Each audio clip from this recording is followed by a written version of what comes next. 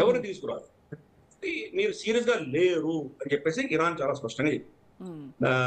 అందులో ఇందాక మీరు అన్నట్టుగా సార్ ఇరాన్ ఎంపీనే స్వయంగా ఆయన చెప్పాడు, పాకిస్తాన్ మధ్యవర్తిగా ఉండేటువంటి అసలు అంత సీన్ లేదు, విశ్వసనీయత లేదు మాకు పాకిస్తాన్ పైన అని చెప్తూ కూడా ముఖ్యంగా ఈ ఫ్రోజన్ ఎసెట్స్ ఏవైతే ఉన్నాయో వాటి విషయంలో పాక్ అమెరికా వైపే నిలబడింది అనేది ఆయన ప్రధాన ఆరోపణ. అంటే ఈ రకంగా ఒకవైపు స్టాండ్ తీసుకొని ఇలా పొరుగు దేశాలతో ఇంతటి విభేదాలు పెట్టుకుంటే అంటే అక్కడ పాకిస్తాన్ ప్రాంతీయంగా ఒంటరి అయిపోదంటారా? పాకిస్తాన్ అది పాకిస్తాన్ ఎప్పుడూ ఒంటరి అవ్వదం. పాకిస్తాన్ నడిపిస్తున్న శక్తులు రెండు ఉన్నాయి. చైనా, అమెరికా ఇద్దరు నడిపిస్తున్నారు. వీళ్ళిద్దరు నడిపించకపోతే పాకిస్తాన్ అనే దేశం ఉండదు. ఈ రోజు పాకిస్తాన్ కి అస్తిత్వం లేదు. వాళ్ళ ఎకానమీ సర్వనాశనం అయింది. వాళ్ళకి మింగ మెతుకులు లేవు. వాళ్ళ అప్పులు విపరీతంగా ఉన్నాయి. ఆ దేశం ఎప్పుడో దివాళా తీసి ఆ దేశం నడుస్తోంది అంటే ఈ రెండు శక్తులు దాన్ని వాడుకుంటున్నాయి కాబట్టి. జియోగ్రఫిక్ లొకేషన్ చాలా కీలకం. అమెరికాకి ఎందుకు కీలకము? పైన ఉన్నటువంటి సోవియట్ యూనియన్ ని కానీ, చైనాని కానీ, ఇరాన్ ని కానీ, ఆఫ్ఘనిస్తాన్ కానీ కంట్రోల్ చేసుకోవాలంటే పాకిస్తాన్ వాళ్ళకి అవసరం.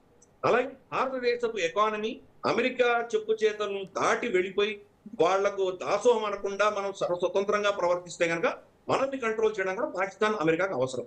అలాగే చైనాకు కూడా. చైనాకి రోజు ప్రపంచంలో మేజర్ థ్రెట్ ఎక్కడి నుంచి ఉందంటే భారతదేశం నుంచి. ఎందుకంటే అమెరికాని తలదన్నాలంటే కనుక వాళ్ళకి ఛాలెంజ్ ఉండకూడదు. ఈ రోజు భారతదేశం వాళ్ళకి ఛాలెంజ్ ఇస్తాం. అక్కడి నుంచి మ్యానుఫ్యాక్చరింగ్ అంతా మన దేశానికి షిఫ్ట్ అవుతాం. అంతేకాదు, ఏదో అసెంబ్లీయే కాదు, ఈవెన్ ప్రొడక్షన్, దాని డిజైనింగ్ అంతా కూడా మన దేశంలో మొదలైంది. ఎస్పెషలీ మనకు సెల్ ఫోన్ ఇండస్ట్రీ చూస్తాము, చాలా అంశాల్లో మన చైనా నుంచి రీప్లేస్ చేస్తాం. అది వాళ్ళకి మేజర్ థ్రెట్. కాబట్టి భారతదేశంలో ఇండస్ట్రీ పెరగకుండా, చైనాకి ఛాలెంజ్ ఉండకుండా ఉండాలి అంటే కనుక పాకిస్తాన్ లో ఉన్నటువంటి ఈ టెర్రరిస్ట్ తంజీమ్లని వాడుకుంటుంది చైనా. అందుకని గతంలో యునైటెడ్ నేషన్స్ లో వీళ్ళని టెర్రరిస్ట్ గా డిక్లేర్ చేయమంటే వీటో చేసేది చైనా. కాబట్టి ఈ రెండు దేశాలు చైనా, అమెరికా ఇద్దరికీ కూడా పాకిస్తాన్ చాలా అవసరం. వాళ్ళ అవసరాల కోసం దాన్ని బతికించాయి. లేకపోతే పాకిస్తాన్ ఎప్పుడు కొలాప్స్ అయ్యి ఉంటుంది.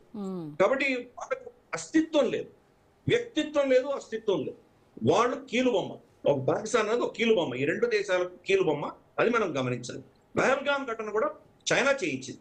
పాకిస్తాన్ అంత చేసేటువంటి వాళ్ళకి ఆలోచన లేదు, శక్తి లేదు. కానీ మనకు అప్పుడు ఇండియా స్టోరీని కట్ చేయాలి అన్నటువంటి ఒక ఉద్దేశంతో చైనా దాన్ని చేయించింది.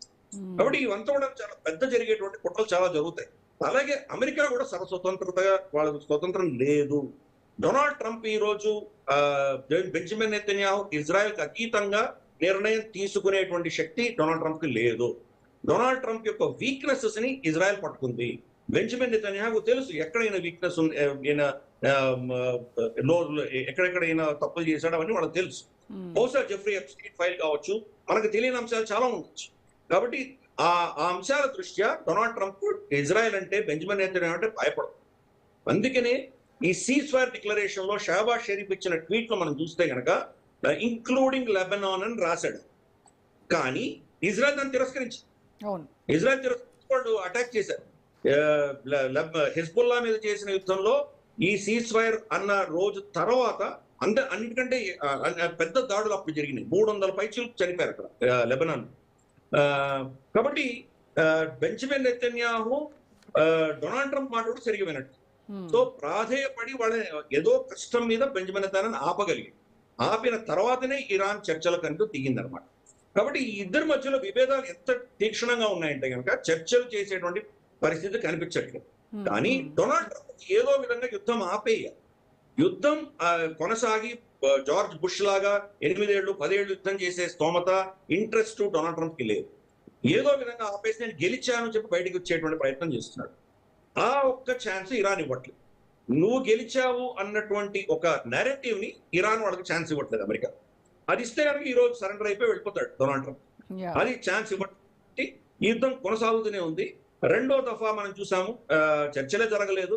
ఇన్ఫాక్ట్ డొనాల్డ్ ట్రంప్ చాలా డెస్పరేట్ గా చర్చల కోసం ట్రై చేశాడు.